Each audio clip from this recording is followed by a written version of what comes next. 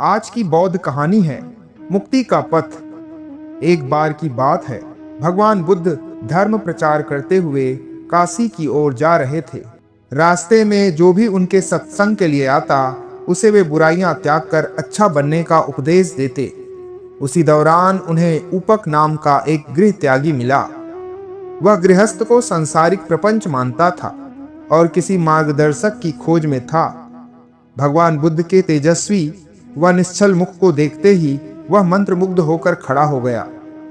उसे लगा कि पहली बार किसी का चेहरा देखकर उसे अनूठी शांति मिली है।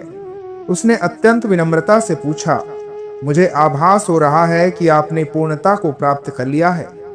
तो बुद्ध ने कहा, हाँ, यह सच है, मैंने निर्वाणिक अवस्था प्राप्त कर ली है। ऊपक यह सुनकर और प्रभावित हुआ और फिर पूछा, आपका मार्गदर्शक गुरु कौन है? तो बुद्ध ने कहा, मैंने किसी को गुरु नहीं बनाया, मुक्ति का सही मार्ग मैंने स्वयं ही खोजा है।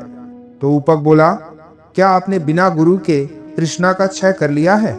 तो बुद्ध कहते हैं, हाँ, मैं तमाम प्रकार के पापों के कारणों से पूरी तरह मुक्त होकर सम्यक बुद्ध हो गया हूँ। ऊपक को लगा कि बुद्ध अहंकारवश ऐसा दावा कर रहे हैं। कुछ ही दिनों में ऊपक का मन भटकने लगा। एक शिकारी की युवा पुत्री पर मुग्ध होकर उसने उससे विवाह कर लिया। फिर उसे लगने लगा कि अपने माता पिता व परिवार का त्याग कर उसने एक प्रकार का विश्वासघात किया है। वह फिर बुद्ध के पास पहुंचा। संशय ने पूर्ण विश्वास व श्रद्धा का स्थान ले लिया। वह बुद्ध की सेवा सत्संग करके स्वयं भी मुक्ति पथ का पथिक बन गया। इस वीडियो की दूसरी बौद्ध कहानी है अंधानुकरण। एक गांव में एक पंडित जी रहते थे। पंडित जी नियमित रूप से पूजा पाठ में निमग्न रहते थे। एक दिन पंडित जी ने कोई धार्मिक अनुष्ठान का आयोजन किया। पूजा प्रारंभ हुई।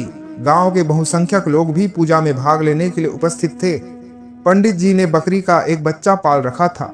जानवरों के बच्चे भी नटखट होते हैं। बकरी का बच्चा भी भाग दौड़ उछल कूद करता और बार बार पूजा स्थल में घुसकर पूजा में व्यवधान डालता था।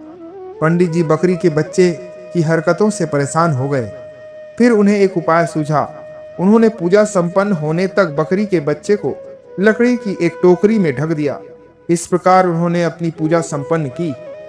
गांव वाले यह सब देख रहे थे। क्योंकि पंडित जी बड़े विद्वान माने जाते थे और गांव में उनका बड़ा सम्मान था, इस कारण लोगों ने सोचा कि बकरी के बच्चे को टोकरी से ढकने के पीछे जरूर कोई ना कोई रहस्य है।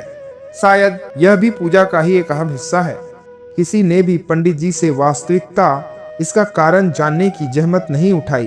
फिर क्या था, गांव के सभी लोग जब पूजा करते तो पंडित जी का अनुसरण करते हुए बकरी के एक बच्चे को लकड़ी की टोकरी में ढककर पूजा संपन्न किया करते थे।